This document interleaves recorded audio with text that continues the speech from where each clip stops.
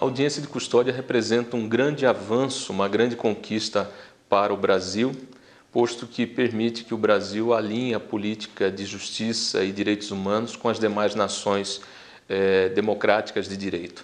Então, ela representa, como defensor público, a possibilidade de permitir a aproximação da justiça criminal com a população vulnerável, com o público vulnerável de um modo geral. Então, representa uma grande conquista, não só pelo viés processual, mas também pelo lado social, porque ela tem permitido que haja uma identificação de situações de vulnerabilidade, né? Situações essas que são grande causa de um grande número de violações das normas por parte de pessoas que acabam entrando em conflito com a lei. Então, ela permite que haja a movimentação de uma rede de acolhimento e de assistência. Essa rede, ela representa um ganho significativo de inclusão social na medida em que essas pessoas acabam, a partir daí, tendo a perspectiva e a possibilidade de terem atendimentos psicossociais e encaminhamentos, por exemplo, para a busca de um emprego. Sem dúvida nenhuma, nós temos caminhado cada vez mais para humanizar o processo criminal. A audiência de custódia é o grande exemplo disso, recente, capitaneado pelo ministro Lewandowski, que comprou para si a briga de implantar no Brasil todo. Mas comprou uma briga que não é só dele, é da nossa nação. O Brasil assinou um tratado internacional e ele tem que honrar os seus compromissos internacionais. O primeiro grande ganho da audiência de custódia é diminuir acentuadamente o tempo de resposta judicial após a prisão em flagrante.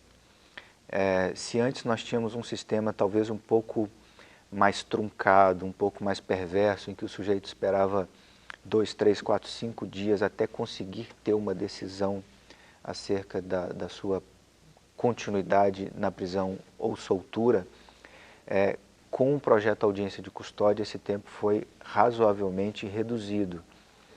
Aqui na Bahia, por exemplo, o sujeito é submetido a uma audiência de custódia no mesmo dia da prisão ou no mais tardar no dia seguinte, a depender da hora em que ele foi preso. Então, se ele foi preso 6 da tarde, no dia seguinte ele se submete à audiência de custódia, mas se ele foi preso de manhã, possivelmente no mesmo dia à tarde. Isso a gente consegue um ganho para aqueles que serão soltos, e então eles aguardam muito menos tempo presos ou com a liberdade privada até essa decisão. Esse é o primeiro ponto. Outra coisa muito importante é a possibilidade de individualizar melhor a decisão. Olha, a minha atuação na magistratura durante quase 30 anos foi exclusivamente na justiça criminal. E durante muito tempo eu trabalhei tanto com crime organizado quanto com a execução penal. E eu vi no projeto de audiência de custódia a solução do problema carcerário do país. E quando eu percebi que isso era possível, eu imediatamente acionei o nosso sistema de justiça para que a gente implementasse imediatamente no estado de Mato Grosso. Nós não tínhamos espaço, então foi primeiro necessário a gente montar o local.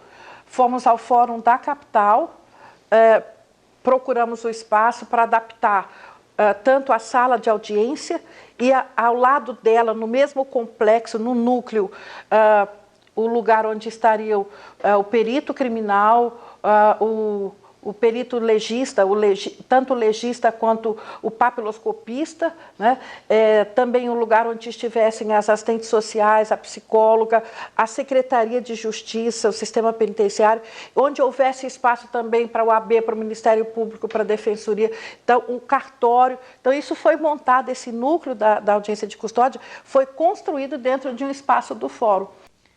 Nos casos de prisão em flagrante, o juiz pode relaxar a prisão quando ele se convence de que ela foi feita de forma ilegal. Ele pode converter esse flagrante em prisão preventiva, ou seja, manter o sujeito preso quando os elementos, o crime praticado, as condições pessoais do agente indicam que ele deve responder ao processo custodiado, e o juiz pode ainda dar ao conduzido a liberdade provisória sem cautelares, ou seja, sem condições nenhuma, ele vai responder o processo em liberdade sem nenhuma contrapartida, ou essa liberdade provisória com algumas cautelares. Fiança é uma cautelar, comparecimento periódico em cartório outra cautelar. Eu vou conceder a vocês o benefício da liberdade provisória.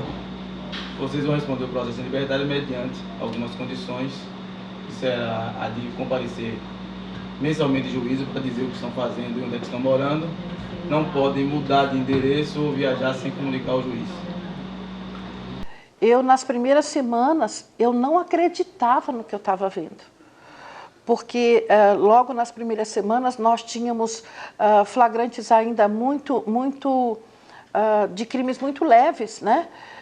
Estelionatos, ameaças. E aí houve dias que a gente tinha quase que a totalidade das prisões, das atuações em flagrante transformadas, né, em alguma forma de liberdade com cautelares, né, com alternativas da prisão. Mas com o tempo a gente começou a ver que aí apareceram os flagrantes de crimes mais pesados, de crimes onde a prisão se fazia realmente necessária, né? E aí a gente foi vendo as estatísticas se adequando, né? Hoje, a gente tem uma estatística que gira em torno de 40% do número de audiências, 40% se transforma em prisão verdadeiramente, em prisão preventiva. O restante, nós temos das audiências, 50% que recebe de alguma forma a liberdade, né? Temos alguns encaminhamentos assistenciais, já com encaminhamentos para emprego, já para encaminhamentos para internação toxicológica. Mas os números são muito bons, eu acredito que é uma performance extremamente justa. Das 251 audiências feitas até hoje, né, apenas 38% se transformou verdadeiramente em prisão preventiva.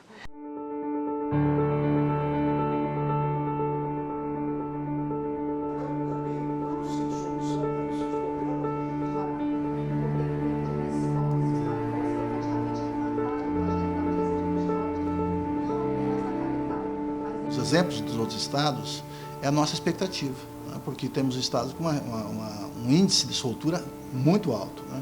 Então a gente espera também aqui que o juiz, sempre que perceba, né, que o cárcere não é a melhor opção para aquela pessoa, que ele tenha a sensibilidade de colocar em liberdade. Porque nós temos que sempre lembrar que o preço, né, de cada preso é muito alto para o Estado. Tem alguns estados que chega a R$3.000 um preso, né?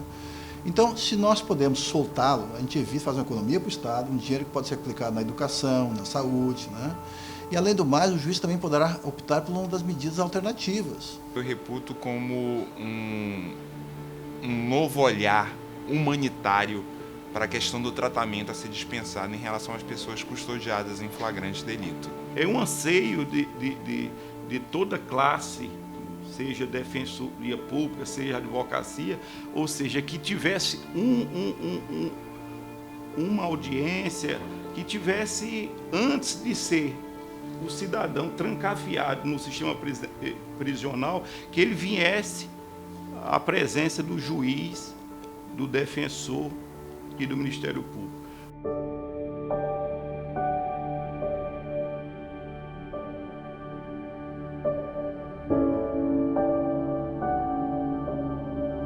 O senhor sabe por que está aqui? É só lhe informar que essa aqui é uma audiência de custódia. O crime que foi imputado ao flagranteado foi o do artigo 306 do Código de Trânsito Brasileiro, que é o embriaguez ao volante. Esse é um crime de menor potencial ofensivo. E como o flagranteado não tem antecedentes criminais, e não estavam presentes os requisitos do artigo 311 e 312 da prisão preventiva. E também não vislumbramos que ele colocasse em risco a ordem pública com a soltura ou qualquer outro requisito legal. E foi arbitrada uma fiança de R$ 1.500. Ele não tinha condições de efetuar esse pagamento.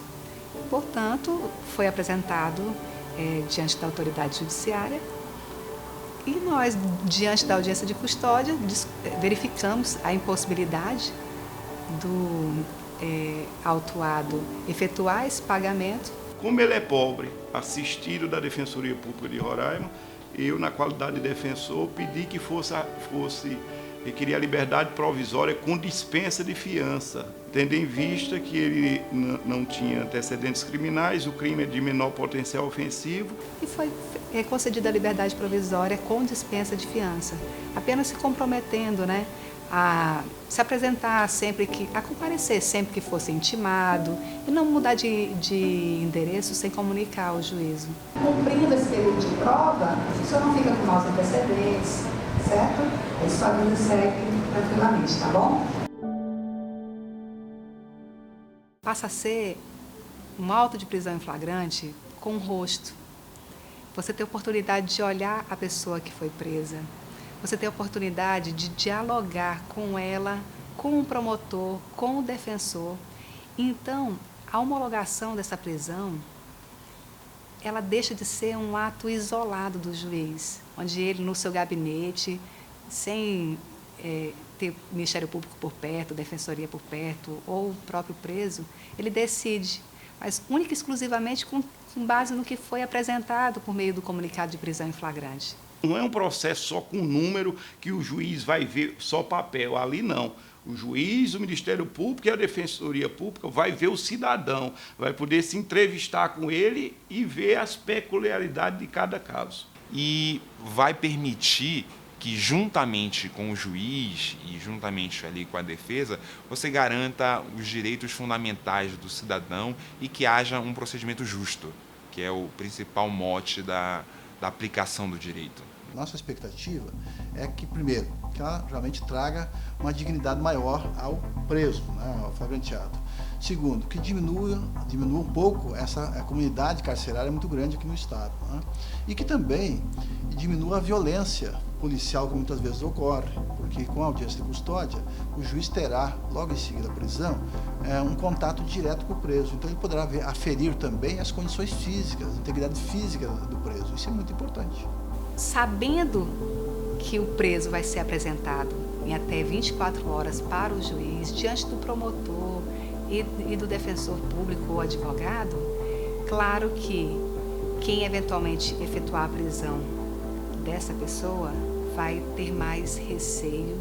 É um desafio que vai trazer muitos benefícios para o judiciário, seja por jurisdicionário e para todo o sistema penitenciário. O que ocorre hoje, antes da audiência de custódia, a pessoa era presa, flagranteada e de imediato era inserido no sistema penitenciário. Ele vai ter esse contato com o juiz, mas às vezes meses depois. Então ele permanecerá um tempo muito grande no sistema carcerário. E essa convivência dele no sistema carcerário, muitas vezes, é uma escola do crime. Essas pessoas que não foram presas, depois de serem submetidas a uma audiência de custódia, elas deixaram, na verdade, de ter esse contato com esses presos mais perigosos. Nosso sistema carcerário, hoje, ele conta com uma superpopulação, com um inchaço da questão demográfica de presos, e há uma luz, há uma esperança que, por meio da adoção desse sistema mais célere e mais criterioso, se consiga com isso, quiçá, diminuir o número de presos provisoriamente custodiados. De 42% a 50% das pessoas que estão presas provisoriamente. Flagranteados vão ser trazidos ao judiciário, à presença do juiz, e efetivamente vão ver que não necessitam ser mandados para a prisão. O juiz poderá, se entender que não é o caso da liberdade total, ele pode aplicar uma das medidas alternativas. Ele pode, por exemplo, deixar esse preso, fixar a ele uma prisão domiciliar, né? Ou qualquer uma outra das várias medidas alternativas que o processo penal nos oferece. O preso que é apresentado para uma audiência de custódia, se ele tiver praticado um crime mediante violência, grave ameaça, e se ficar efetivamente demonstrado que ele, uma vez solto, coloque em risco a ordem pública, a ordem econômica, enfim, se ele preencher os requisitos da prisão preventiva, ele não será posto em liberdade. É porque nós temos que, a todo momento, pesar. Eu penso que a maior dificuldade está no sentido de você fazer uma análise daquela comunicação de maneira mais célere e, ao mesmo tempo, você tem que ser mais detalhista possível, porque há um rigor formal, tem requisitos formais que têm que ser atendidos para que uma prisão seja decretada, para que seja concedida uma liberdade provisória. A gente costuma dizer que é tão novo que nós vamos aprender com a prática. Tudo vai depender de muito diálogo com a Polícia Civil, com o Secretário de Justiça e Cidadania, com a Defensoria Pública, com o Ministério Público. A gente vai ter que ir aperfeiçoando isso no dia a dia. E eu acredito que vai dar tudo certo. São, evidentemente, os primeiros passos, mas são passos importantes e nós estamos vendo o empenho dos juízes locais que aderiram a esse projeto com muito entusiasmo.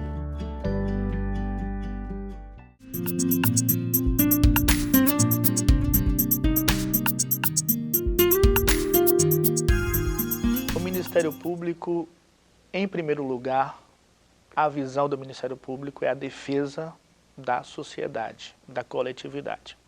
Ao mesmo tempo que as audiências de custódia têm nos revelado, muitas vezes, a desnecessidade de manter um indivíduo sem qualquer antecedente, sem qualquer risco ao processo, que está identificado, que tem residência fixa, preso desde já, muitas vezes até em infrações penais, sem violência ou grave ameaça à pessoa, temos verificado também esses indivíduos, alguns indivíduos que realmente representam periculosidade social.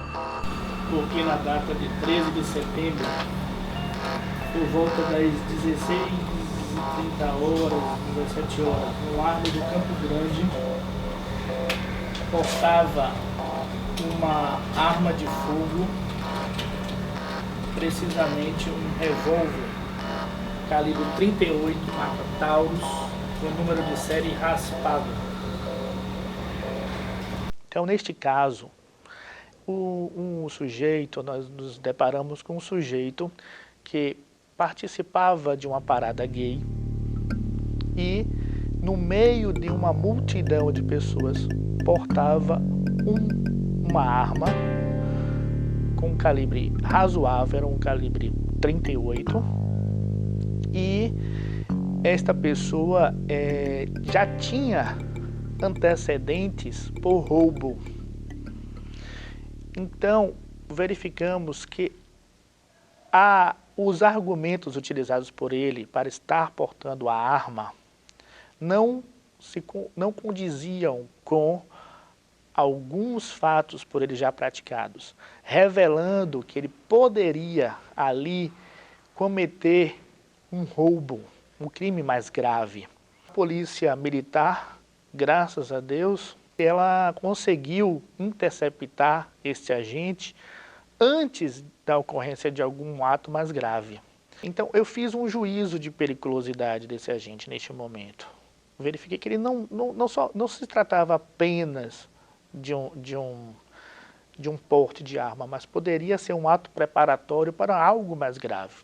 Já, inclusive, que ele tinha antecedentes. Um outro dado que me chamou a atenção é que já era aproximadamente à noite. Ele violou, portanto, uma condição imposta pelo juízo. Mas, somado a isso, ele já tinha antecedentes criminais, um deles, inclusive, com emprego de arma para cobrança de uma dívida de um ex-patrão, e também ele não apresentava documento de identificação. Então, nesse sentido, nós requeremos uma prisão preventiva. Portanto, nesse sentido, o Ministério Público se pronuncia pela conversão do flagrante em prisão preventiva, quer para garantir a ordem pública, já que se mostra propenso ao crime, com 2 prisões em flagrante, 3 ações penais, todas recentes, inclusive com emprego de violência ou grave ameaça à pessoa, vez que insiste em informar endereço inexistente ou impossível de localizar, conforme se prova dos autos já mencionados, mediante certidão de oficial de justiça. Adriano, eu decretei sua prisão preventiva. Vou continuar preso, certo? Você tem outros antecedentes aqui, 3 processos de 2014 e um de 2013, que aí, nesse caso, você continua preso.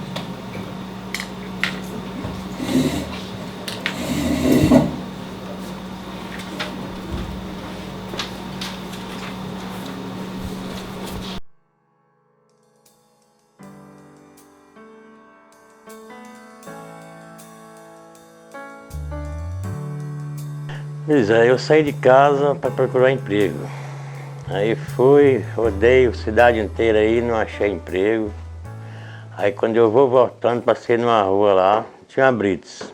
Me pararam, eu peguei o documento, entreguei.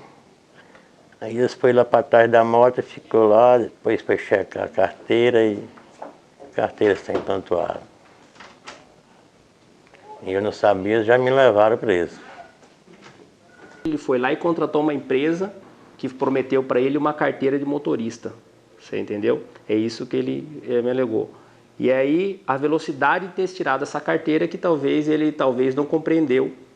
Na cabeça dele, com 15 dias, muitas vezes ele nunca passou por esse procedimento, então ele estava contratando, e acho que foi ingênuo nessa parte. E aí pegou para ele a parte criminal.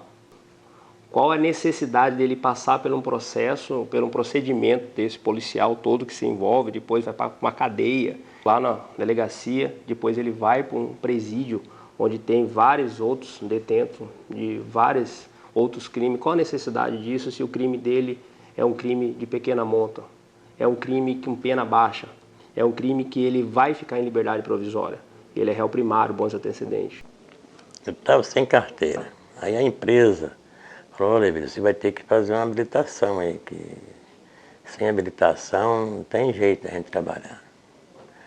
Aí eu peguei, fiquei quieto. Aí apareceu uma amiga conversando de carteira, almoçando lá, e aí ele falou: não, eu tenho um amigo meu que trabalha no Detran e mexe com esse negócio de carteira e não precisa fazer nada. Se ele é desempregado, com uma carteira de habilitação falsa, não há necessidade do recolhimento provisório desse preso, ainda mais com os altos índices de prisão preventiva que tem o Brasil, que somos muito questionados por órgãos internacionais, e mesmo sabendo que, caso condenado, ele não pegará regime fechado naquele crime, entendeu? Então seria, assim, de uma certa, vamos dizer assim, na visão deste magistrado, um certo exagero, uma prisão preventiva naquele caso, quando temos instrumentos mais eficientes a ressocializar de forma mais eficiente o Levino, no sentido de aplicar alternativas penais a ele. Inclusive, ele atualmente, salvo engano, ele encontra-se até empregado, trabalhando. Ele estava desempregado, encontra empregado. Em situação oposta, caso utilizasse um sistema mais rígido e opressor, ele estaria na cadeia até hoje, em contato com os bandidos perigosos que lá estão. Hoje ele está cumprindo, ele está na liberdade provisória, tem aquelas restrições de não sair da comarca, sem avisar, o horário, ele está cumprindo normalmente. Ele viu de dormir numa delegacia, no calor, uma pessoa dormiu lá, ficou lá, a família quis levar roupa, não pôde, depois consegui deixei lá uma camisa para ele. Não pode nada disso, sentar aqui, vai dormir no chão aqui. Então ele viu, ele saiu do inferno, foi para o céu, tá vendo? Compensa, ele vai parar e pensar, compensa? Não compensa. Eu paguei R$3.000 nessa carteira, eu sou inocente, eu não sabia se eu tinha prontuário. Aí estou andando com essa habilitação aí. Só que eu tirei ela mais para trabalhar, que essas empresas aí tudo tá precisando de carteira de habilitação para trabalhar, senão não tem emprego. Eu ocupo ela mais só para emprego mesmo. O deputado me arrumou um cartão dele para me arrumar um emprego para mim, aí eu passou o nome do Cássio. Aí passou uns 3 dias, eu liguei para o Cássio, só que o Cássio não tinha essa vaga, né, no momento. Aí eu aguardei mais um dia, foi um mês. Aí eu vim aqui hoje para me ver o meu irmão, esse serviço mesmo do deputado. Agora hoje deu certo, diz ele que vai arrumar essa vaga para mim para amanhã. Eu trabalho 28 anos só com escavadeira. Fora carregadeira, reto, motorista de caminhão. Aí esse emprego para mim é muito bom. Tem que nem um salário ruim, né? Porque o salário de escavadeira faz os melhores salários de maquinária. E para mim que tem as famílias, tá tudo criado, mas eu tenho a velha em casa que tem que cuidar dela, né? E eu não posso ficar parado, eu estou meio novo ainda, meio de idade, mas não aguento trabalhar. Essa custódia para mim foi uma maravilha. Senão eu ia preso, eu ficava 3, 4 anos lá, fora da família. Isso aí não é para pessoa presa, fala que é para homem, mas eu acho que não. Hein? Então nós precisamos encaminhar, mostrar que há a possibilidade da pessoa ser um cidadão que exerce a sua cidadania com emprego, com estudo, sendo desnecessário a prática criminosa.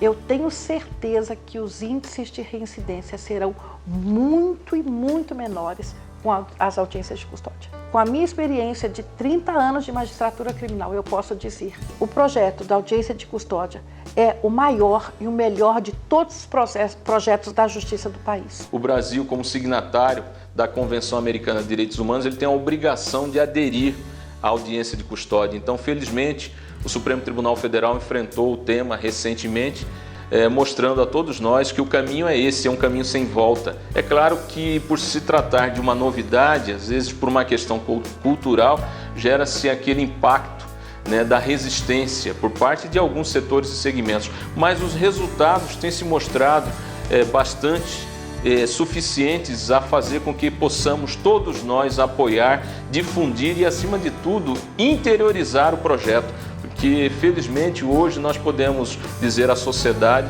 que o Poder Judiciário do Brasil ele tem protagonizado medidas e ações voltadas às expectativas de uma cidadania plena, acessível a todos indistintamente.